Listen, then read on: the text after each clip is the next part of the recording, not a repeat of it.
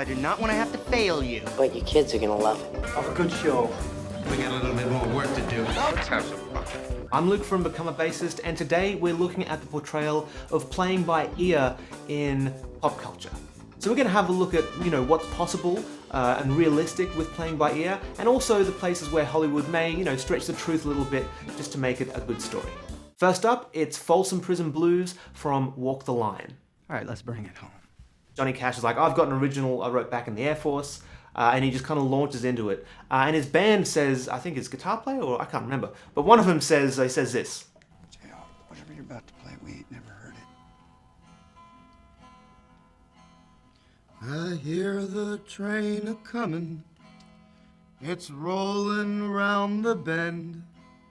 Yeah, this is a super common thing, for band leaders or singers especially who play instruments. They'll just kind of launch into songs and just kind of expect people to kind of go along with them. So not the best idea, but it is definitely possible. I've definitely been on gigs where this has happened. Someone will launch into an original song of theirs that I've never heard, and they'll just expect me to keep up. It's not impossible, especially if you've got your ears switched on, if you've done it a lot before. But the best thing I love about this scene, is towards the end where the bass player and the guitar player behind him, they're kind of like picking things up. And the guitar player, have a look at this, he's figured out what key it's in. Man in Reno. Yeah, he goes, it looks like he's saying E. Actually, is it in E? Reno. Just to... Oh, that is not an... Okay, so they're closer to the key of F. Maybe because it's super low, so maybe it's a different key because of that, but he's definitely saying E, and it looks like the bass player at least is playing the notes of an E blues. That's the other thing about this one.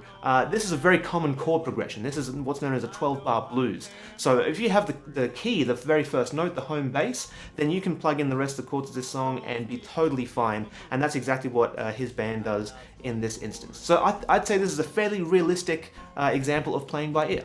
So that's it? Next, Jimi Hendrix's Sgt. Pepper's performance. Hey, put this on. We're gonna open with that, the title track. If we put this in the key of E and we go to town with it, It man. came out 2 days ago. Half an hour before the show, you want us to learn a new song? Yeah, we're a band. Come on, man. You started off with the beat, right? Give me four. Yeah, let's keep it groovy. Yeah, like that. Yeah, I like that. Yeah, and then I'm gonna do a solo after the first verse. Okay, yeah. Just on the chorus. I'm not sure if it happened exactly this way. I'm not sure if Jimi Hendrix just brought in the record and said, let's play this. Possibly, or maybe he had a bit of advanced, maybe they rehearsed or something. I'm not sure. This could just be stretching the truth just to, make it a bit more interesting for the audience. But even if this happened exactly the way it is, this is still pretty realistic. I really appreciated that Jimmy actually brought in the records so they could have a listen to it. It's way better than someone bringing in like a song like, I want to play this song, it kind of goes like this, the drum groove kind of goes like that's annoying. But if you have a recording, perfect. Send me the link and I can learn it, on the way to the gig. And that's something I've done before is, learn songs on the way to the gig, in the car, if I've forgotten to learn something or anything like that. But I'd say this is fairly realistic. They're talking about very, just the kind of stuff that a band would talk about. Oh, let's keep it groovy after this place, let's do this, let's do that. Very, very realistic. And once again, they're playing it by ear. They don't have any chord charts or anything like that, as far as I can see. They also say let's play it in the key of E. Let's check the key, if it is actually in E. Watch out for your ears.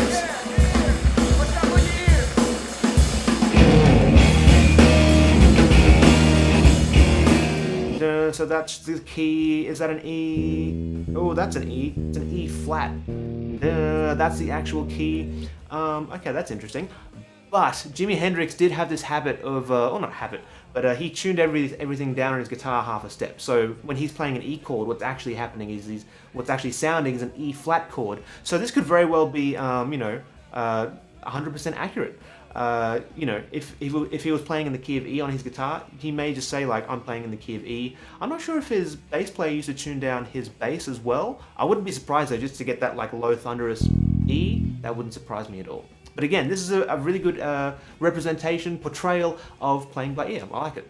The Beatles are in the audience. Next, we have Perfect Pitch, the riff off. Welcome to the Riff Off! Let's see our first category.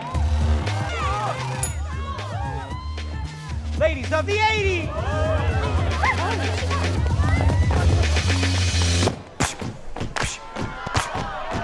Oh, Mickey, you're so fine, you blow my mind. Hey, Mickey, hey, Mickey. Oh, Mickey, you're so fine. And you're mine.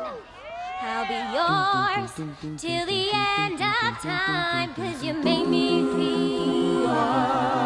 Yeah, you made me feel so shiny and new.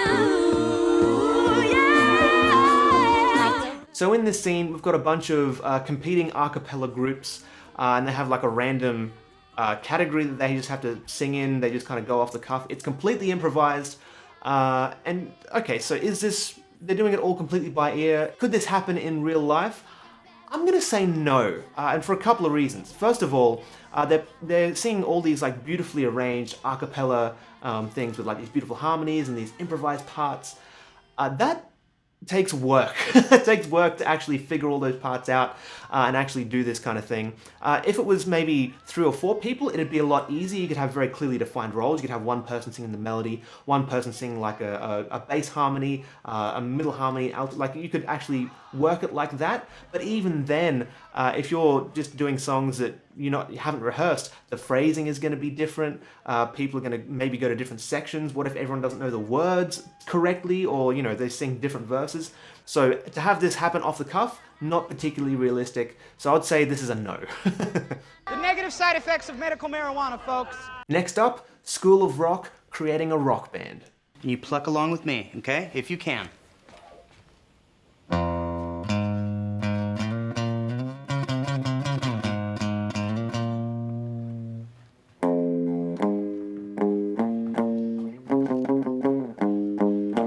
Okay, now play this note right here. That's a G. Okay. But let your fingers do the rock and keep that G coming all day long.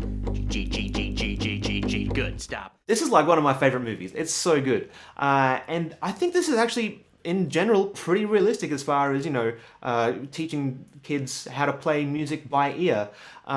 You've got a couple of different instruments. You've got the guitar. This is a classic thing guitarists will do. They're like, play this. Bow, bow, bow, bow. That's like totally fine. And they'll just like watch the fingers and do all that kind of stuff. And that's exactly what's going on here. If you've got like a bit of a knowledge about guitar chord shapes and all that kind of stuff, it's very, very, trivial to kind of do this stuff. Whether or not that's playing by ear, I guess you're more like playing by visual cues, but you'll hear it if it's wrong as well. Okay! What I especially love about this is that Jack Black, Mr. Schneebly in this scene, he's vocalizing everything he wants to do. G, G, G, G, G, G, G. Bum, bum, bum, bum, bum. Chugga, chugga, chugga, chugga, chugga, chugga. He's making it an oral thing rather than like, play some eighth notes on the hi-hat or whatever it is. He's not doing that. He's like, go ding, ding, ding, ding, ding. He's like, let the fingers do the rock and let the fingers do the rock and all that kind of stuff. Very, very cool. Also, this movie has probably my favorite line of all time. Hello, you've got a bass. And it's, I think, a reasonable portrayal of, teaching kids to play by ear or even just play by visual cues, similar kind of thing. That's perfect. You're perfect. Next up, Back to the Future, Johnny Be Good. All right, guys, listen to the blues riff and B. Watch me for the changes and try and keep up, okay? Try and keep up and like follow me for the changes. That's a bit, on the nose a little bit.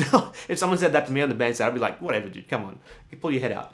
But blues riff in B, that gives you some information with playing something bluesy. Whether or not it's an actual 12-bar blues, like we were talking about with the Walk the Line example, possibly. But this would be a good place to start.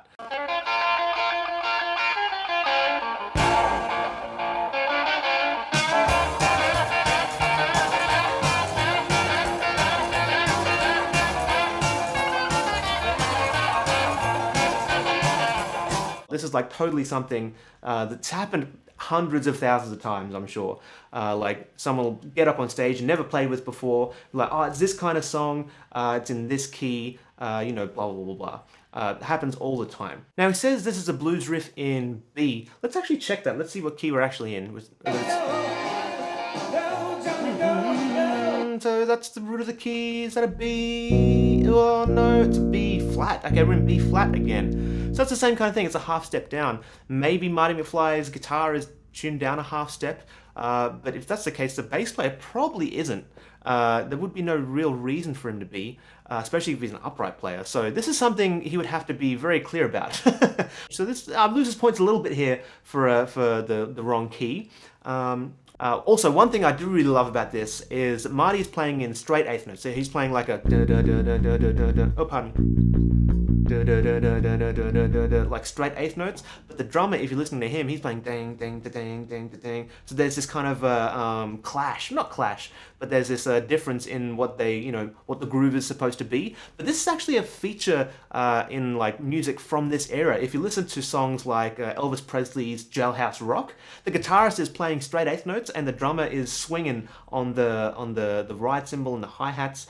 So there's like a mishmash of different rhythmic fields here. So playing by ear isn't just about the notes, it's also about the rhythm as well. So if Marty had said straight eighths feel, give me a backbeat maybe to the drummer, that would have made things feel a little bit different. But this isn't terrible at all. So overall, I'd give this maybe probably a B+. Loses marks for being in the wrong key, but overall pretty decent. I guess you guys aren't ready for that yet. Next is Salieri's March of Welcome from Amadeus. What do you have for me today? So in this scene, there's like this little fanfare that Salieri's made for Mozart to walk into. Good, continue. G. Excellent. And Mozart's just kind of like aloofly kind of walking in. Doesn't seem like he's paying attention to the music, but then there's a short little conversation about languages of operas and all that kind of stuff. Let it be German. And then he offers him the sheet music. Keep it, Majesty, if you want. It's already here in my head. On one hearing only? I think so, sire. Show us.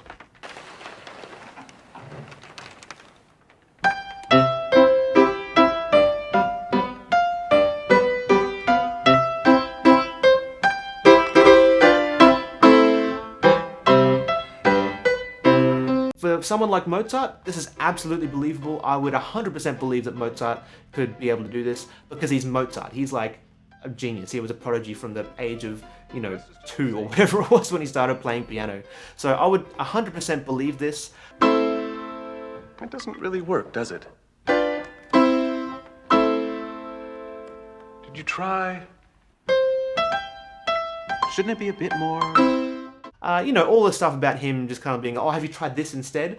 I'm not sure that may have been his personality. I don't know. But I do know that there's a lot of, classical music buffs who have issues with this movie because of historical inaccuracies about the relationship between Mozart and Salieri.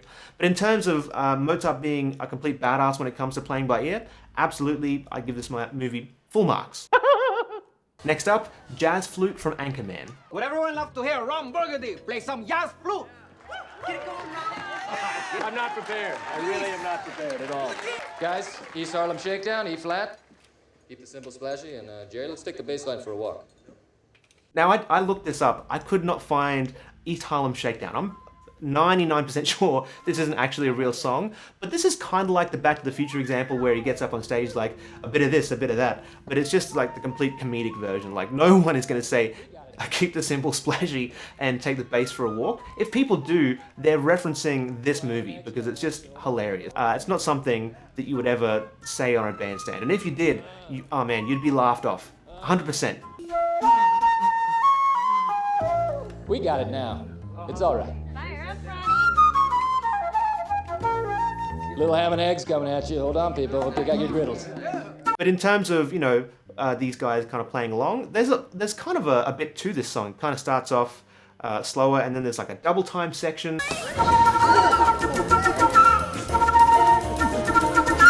And then there's that bit at the end where they reference Jethro Tull.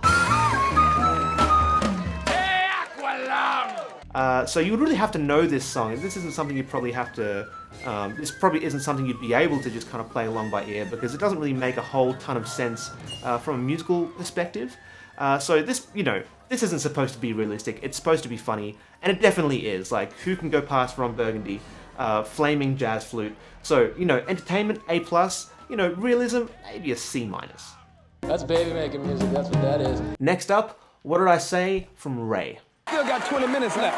Okay, what you want me to do? That fool's gonna hold us to every second of the contract. Yeah, well, go babysit him. I'll take care of it.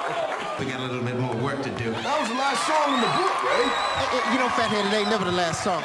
Now, band, follow me. Do what I do. Say what I say. This is how we're gonna do it. And so we just make something up on the spot.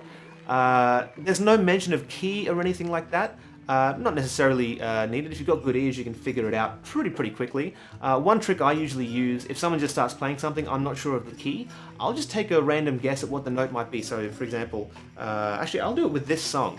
Where does he start?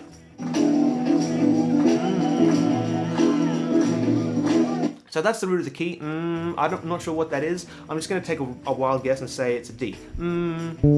Okay, so it's not a D, but I know that that's a note I'm playing, but that's notes too low, so I know it's actually in the key of E. So this song is in the key of E. What I also love about this particular clip is towards the end, when the horns are getting involved, you see the saxophone player, he's like acting as a section leader, and he's kind of, what's the word? Vocalizing different horn parts. And you'll just take that rhythmic figure and you'll work it through all the chords in the progression.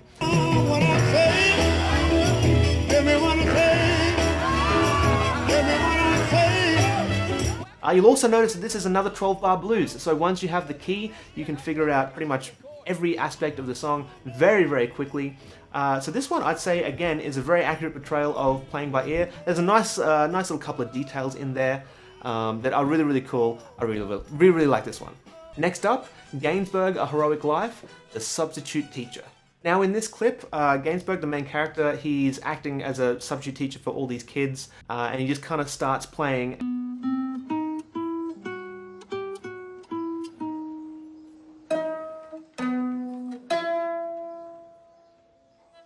And, you know, the kids just, they obviously must know this song from somewhere.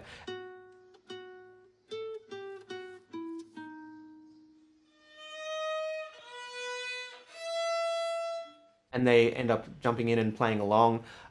Is this super realistic? Possibly. I mean, it would depend on, you know, what the kids had learned before, how they learned it, because none of them are reading any music. So if they learnt the song by ear, by someone just going like, this note, then this note, or whatever it is, then absolutely this would totally be a thing.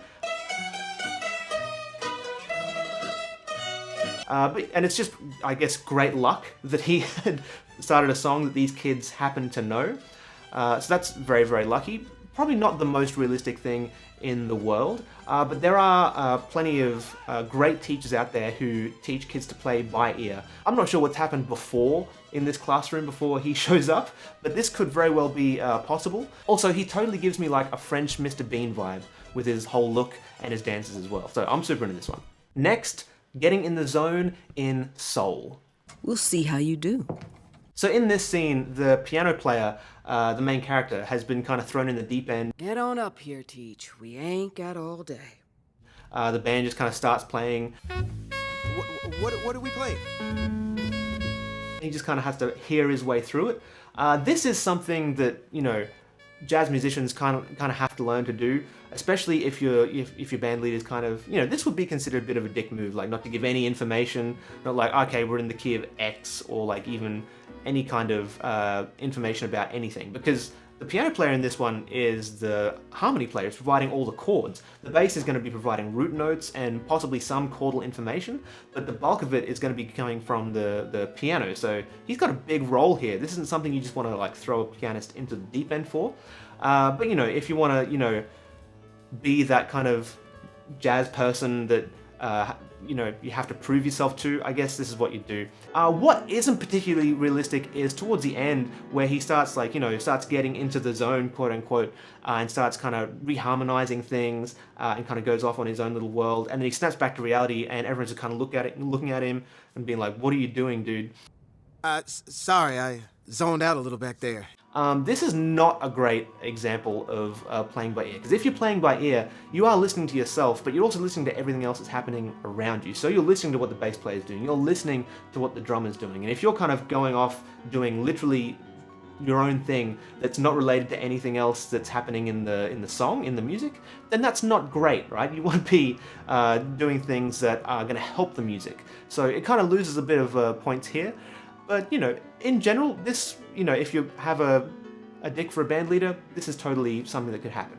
Wow, this is amazing. So that's it. Hopefully this gives you a bit more of an idea of what's realistic, what's possible when you can learn to play by ear. It is absolutely a skill that you can learn, and if you are interested, I definitely recommend you try it out. I do have a couple of videos. I'll put links in the description to those videos that you can check out if you do want to kind of level up your playing by ear abilities. It's not nearly as hard as you might think, so go and check those ones out if you're interested, and I'll catch you soon.